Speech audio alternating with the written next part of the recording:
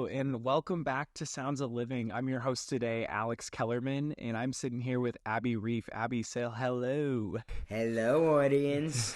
How are you doing today, Abbie? I'm fine. Why don't you tell us about yourself? All right. My name is Abbie Reif, and I am Alex Kellerman's step-grandmother. And we've, over the past few years, gotten to know each other. I guess my background, my professional background, is I retired as a New York City principal and founded my own school, a 6 to 12 in Brooklyn, New York. My passion and love for music is part of and ingrained in my bones. So far back as my grandfather was a cantor who worked here in New York, both in religious and non-secular music. So music's always been a part of me. That's interesting to hear. And when was the first time you knew that music was going to be a pivotal point in your life? Well, my first instrument probably was about age 5 or earlier than that because my parents enrolled me in music programs. From the beginning, the first music program was Dalcroze, which was rhythm through music. And then I went on to the recorder, which led to playing in a collegial group. We were 15th, 16th century instruments, recorders, viola, dagamas, harps, lutes, and I played recorders and all the forms of recorders from soprano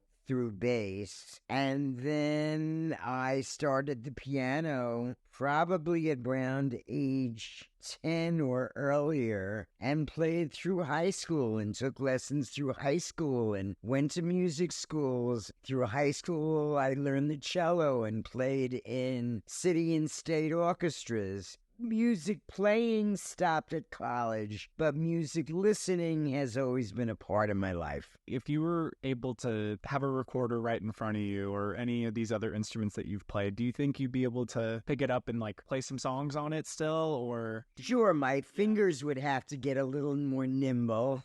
I'm sure I could just sit down and play. I can read music to this day, and I have a very fine ear. It's not perfect, but almost perfect, and I know imperfections when I hear them. What type of music did you grow up playing? Classical. Classical was always the first introduction to music, both playing and listening, in particular because of the instruments I played. Music was always on in my house. Growing up in New York, you listened to WQXR or WNYC, which had a constant flow. It was either news or music. That was always on in my house. Did you have any favorite artists in the classical genre? Oh, well, that really akins to piano. I love Beethoven. Moonlight Sonata was a favorite. Gershwin, Rhapsody in Blue. Yes, there were certain composers that I've likened to. Bach. Love to play Bach on any instrument. Were there any composers that you would listen to more than you would play, or was it kind of just all over the place? All over the place, because I love music, and that's the way it is today.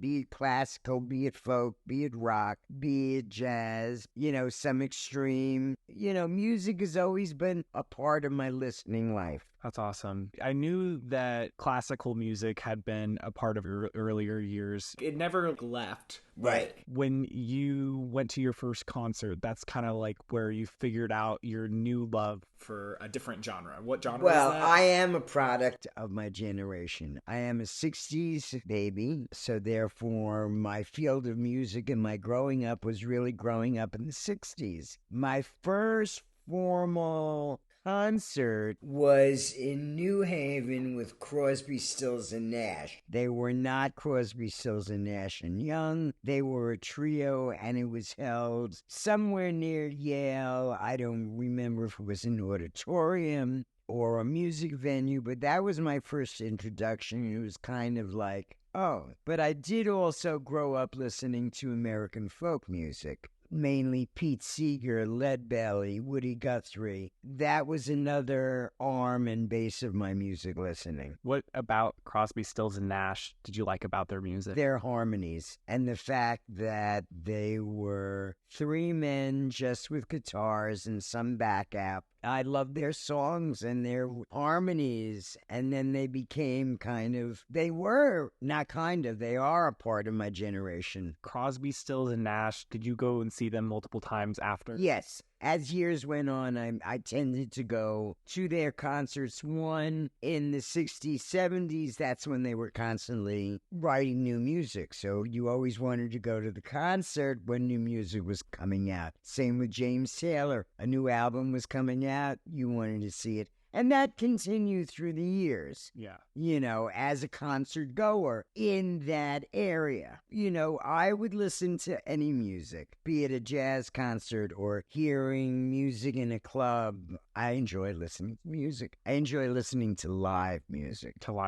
Yeah. Did you have any favorite songs or albums by Crosby, Stills, and Nash? You think I remember? It could be eras of or decades of their music. I know that you said that you listened to them throughout your life, but the first time you ever heard them was when they were first starting. When they were live. Right. I really can't pinpoint albums. No, you can't? Not really. Not by name. Just listening to them. And hearing them grow as the years went on, until they stopped. It's just the overall enjoying music as a whole for you. Absolutely. That makes sense. No matter what the genre is. And if I don't like it, I won't go.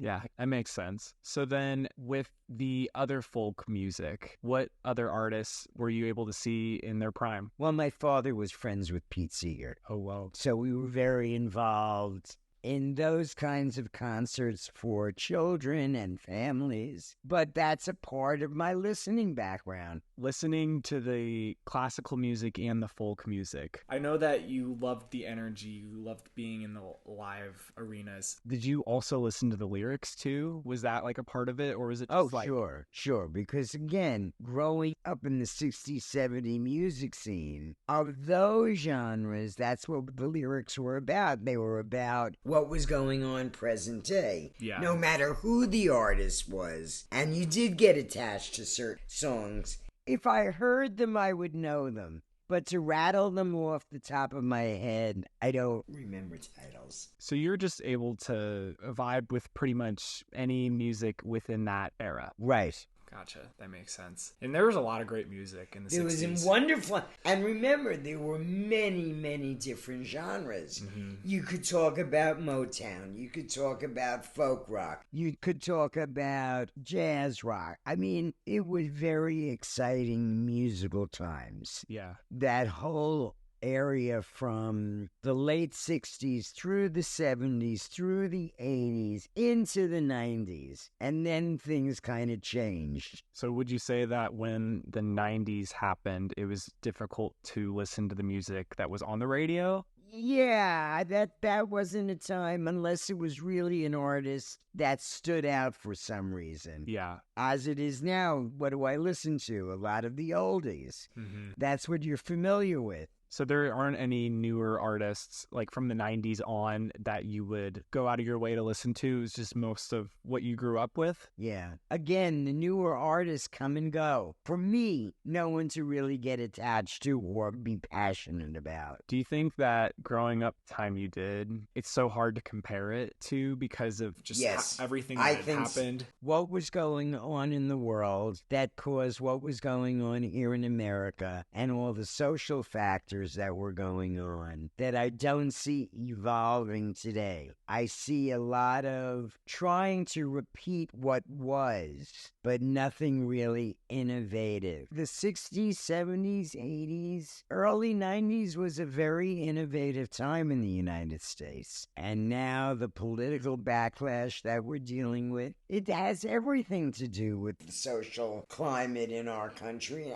and in the world. Yeah, especially in the music too. Absolutely in the music. Absolutely in the music. What do you think is the problem with the music today then? I don't think we have a lot of original musicians. I see. Who were composing, using instruments, and trying to come up with maybe new genres or new sounds. Everything is cyclical. Do you think people are just hyper-focused on nostalgia and like reselling what's already been sold? I think that's a part of it. Those are a lot of interesting thoughts to think about, especially with the political climate right now, and music is a big contributor to how we think as a society. Absolutely. So what do you think would be the solution? Peace. Yeah.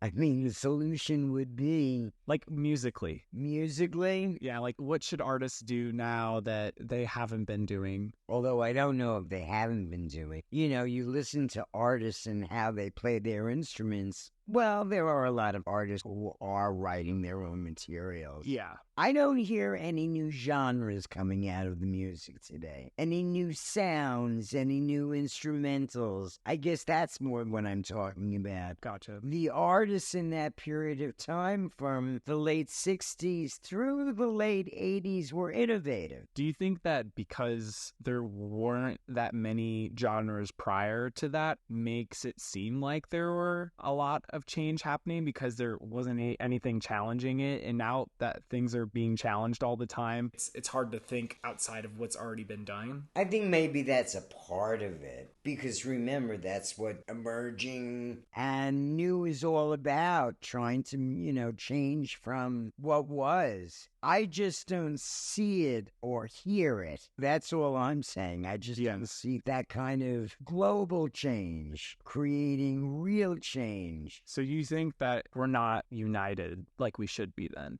I don't think it's a question of united. All music can't be the same. No, I mean, in that time period that you were talking about, it felt like there was a lot of people that were trying to incorporate change in the world. Yes. Like on a wide scale. Do we feel like more divided in that sense? Like we're kind of going against each other rather than trying to help solve the big issues? Well, I think everyone is out for themselves now. But I think that's always been for an artist. I think it really goes back to who was coming up at that time and how innovative they were. I'm not saying there aren't innovative musicians now or fine musicians now. Everyone's kind of, you're a 3-person group or a 4-person group where you've got a large ensemble, or you're an individual singer with backup dancers. So the molds haven't really expanded yet. Do you think it's just spreading into different areas of music that you're not as familiar with? It could be. I'm really not familiar with really what's literally new and going out to the charts, unless it's the really large songs that you hear. How come you don't want to go out of your way to listen to it? I guess I'm not tuning into where it's being exposed. That makes sense. And I'm not seeking it. I'm comfortable with listening to what I want to listen to at this point in time. You feel like you've lived enough to understand what you like and what you don't like when it comes to music? Yes. Yeah, a lot of people, especially with their earlier years up until their early 30s, that's the genres of music that they want to listen to. That's what you formulated with. Mm-hmm. Those are your growing years, your teenage years, your early 20 years when you're forming social connections. I mean, that's what popular music supports. How you grow up and what you listen to. It's funny because I had read something, and don't quote me on this just because it could be false information, but I learned that what you're supposed to do now in your 20s is to listen to as many different genres and artists as possible, because by continuing to expose yourself to new music, it allows your brain to adapt and try to learn how to like different things. I would agree with that. Absolutely. Because if you don't do that, then like you are stuck with these genres, right? Absolutely. That's so interesting that folk and classical were like the two main things for you. With the classical music, just to get back to it, what was it about classical music that you liked? I know that you would play it and like that was cool and listening to it was nice. It's what I was exposed to. It was just what you were exposed to. Okay. It was what I was exposed to based on the instruments I was playing and the venues I was playing them in. You take up the piano. If you take formal lessons, you're not going to be playing 50s rock unless you get to a certain point and say, okay, I want to be a rock and roll player. But if you're going to a music school, classical piano is classical piano. So pretty much what you're saying is that classical is kind of like the base genre. Absolutely. Right? And then everything that comes from that is whether you want to put in the time and energy for it. And that's why any fine musician musician, be they classical, rock, whatever, if you really get into their backgrounds, many of them will say, at 5, 6, 7, I started with the piano. When my nephew, who is focusing on music, he was a trumpet player, the music school insisted he learn how to play the piano. And he had to go back and in college take lessons and learn how to play the piano because a music school wants you to have that background. He's going for composer's program. The first thing they said to him, do you play the piano? Because that gives you the base and understanding of music. You're dealing with two clefs. You're dealing with the bass clef for your left hand and the G clef for your right hand. So you're automatically learning two different genres of music right there and how to put that together to form a composition. Would you think that the guitar could also teach you the different clefs as well? It teaches you the different chords. The chords. It doesn't give you the full background that a piano gives you. I see. So you think that everybody that wants to learn how to play an instrument should at least give the piano a shot first, just so they have an overall understanding? If you want to be a professional musician and you want to study music in college, they're going to make you learn the piano. It's a basis for all music listening. Not only is the clefs and the scales, it's you understand how music is put together. You understand how someone who writes an orchestra can write the manuscript for an orchestral piece, where you're dealing with 30 different instruments, 2 or 3 different scale components, your rhythm, and that's what a piano does, and that's why you should take the piano. Yeah, I remember taking piano lessons for like 6 weeks when I was a younger kid, and I gotta be honest with you, Abbie, I hated it. And it's not that I didn't like the instrument, I just thought it was really difficult to play, and it wasn't fun. I would still love to learn how to play the piano. You have to be ready for it. But yeah, I agree. You have to be ready for it and have to understand you're not going to sit down and play the piano. No, you're going to have to like put in the time and energy to learn how to do it. I took lessons for, it's got to be at least 10 to 12 years I took piano lessons. The first, learning is learning how do you take these 10 fingers and create this whole thing, and learning how to read music, learning all of the techniques for it, and then learning how to put it all together. And then you can play. And then you have to practice if you want to be good at it. Makes sense. The last thing that I would like to talk about is, since you saw Crosby, Stills, and Nash, this led you to watch all of these other concerts that you've seen in your lifetime. Do you want to talk about those experiences with going to them and listening to live music? It's just being a listener of live music and always taking advantage that, be it classical, be it jazz, be it folk, be it rock, if I was interested in that group and really wanted to hear them, then I knew that the best way to hear them would be a live concert and to try and get the best kind of tickets that I could afford. Anytime anything would come out, you would try to go out of your way to see that artist? Yes and no, depending on what I was doing and what economics were about. These days, the economics are crazy. When I grew up, at least we could scrape together the money to afford it, or camp out and see, go outside and see it, and listen to it. But I think that's the ability of growing up, that I can pick and choose and purposely hear and listen to what I want to listen to. That makes sense. I know that you're not good at naming songs and albums, but artist-wise, do you remember some concerts that were very memorable that could bring you back to that moment and you're like, oh yeah, that was a really good time? The Eagles. The last time I saw the Eagles was the last concert that, what's his name, played at. The first guy who died. Oh, Glenn Fry? Yeah. So I saw his last concert. How recent? Maybe that was, 8 years ago? Oh, 8 years ago. Yeah. Wow. What was so good about their concert? Just seeing them all together and hearing them all together. And their voices were still fairly good. Seeing James Taylor. I always enjoyed that. I always enjoyed going to the small clubs in New York. Yeah. And listening to the jazz musicians. That those are great venues to hear music in when it's small and intimate like that. Big arenas no longer do the joy. You end up sitting in your seat looking at a screen. You're not looking at them. Yeah, you're hearing them, but you're really looking at a screen. One more question about the concerts. I remember you and I had talked a lot about your experiences in the 60s. You told me that you went to Woodstock. Tell everyone about that. Woodstock was done on a whim. I bought a ticket. I was working, by technical terms, only about an hour and a half from the venue. And a bunch of us decided, let's get in the car. We all took a day off. We bought a ticket. We said, we'll go up early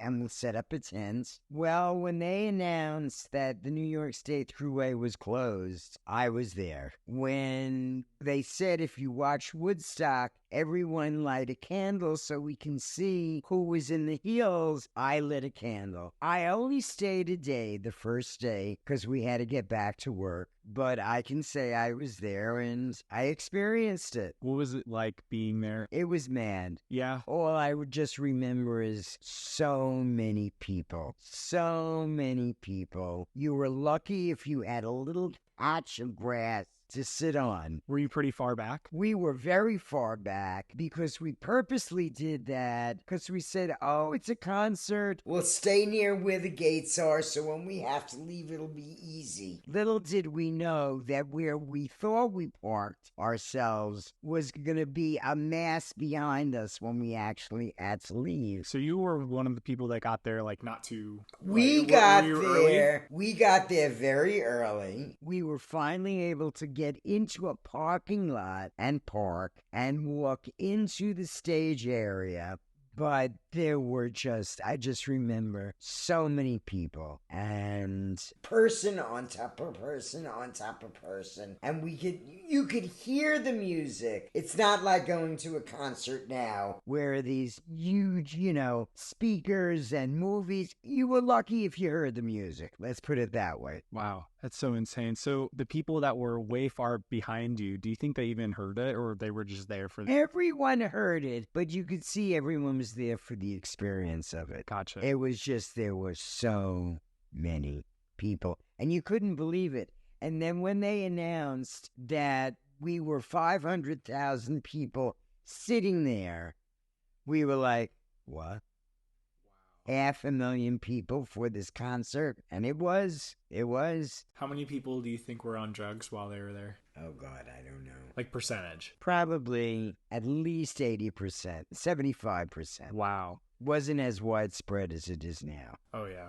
Not at all. I mean, yes, there were people doing drugs. There's no questions. There were people tripping out. There were people probably doing coke and heroin. You saw what you wanted to see. It was an experience. Wow. Well, I'm glad that we got to end on that concert because I felt like that was the most interesting concert I've heard you talk to me about on our free time. So thank you for telling us about that. Thank you. And before we go, I like to give everybody a chance to say whatever they think is important for the audience to know. Abbie, why don't you tell us what you think? Well, all I can say is that I'm certainly a product of the 60s, 70s, 80s music scene. And I still love music, but we are drawn to what we know, be it a classical piece of music, be it a folk piece of music, being it soft rock. And again, music has always been a part of my life. It will always be a part of my listening life. So thank you for hearing me. Well, thanks for coming on the show, and we appreciate you giving your insight and experiences.